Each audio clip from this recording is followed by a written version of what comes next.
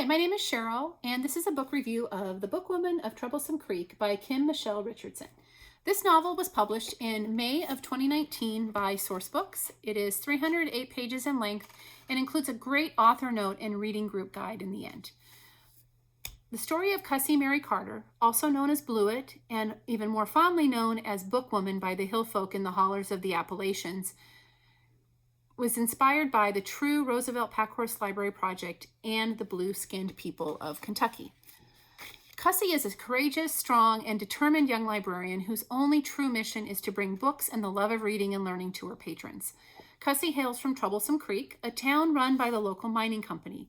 Having lost her ma, her pa is determined to marry her off, lighting the courting candle to draw suitors, resulting in a short-lived marriage.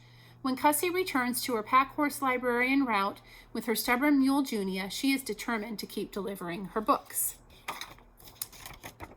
Through Cussie, we learn about the depth of loss, poverty, hunger, and prejudice that is hidden in the hollers of Troublesome.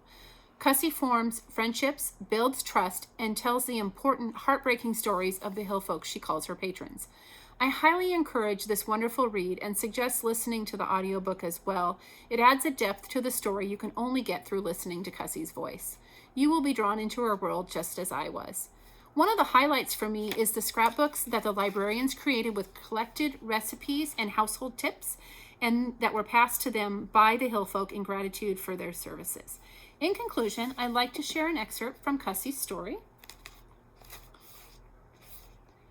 Junia nuzzled the girl's shoulder, took an instant liking, letting Angeline grab her reins and tie them to a tall, turkey-tail-covered stump.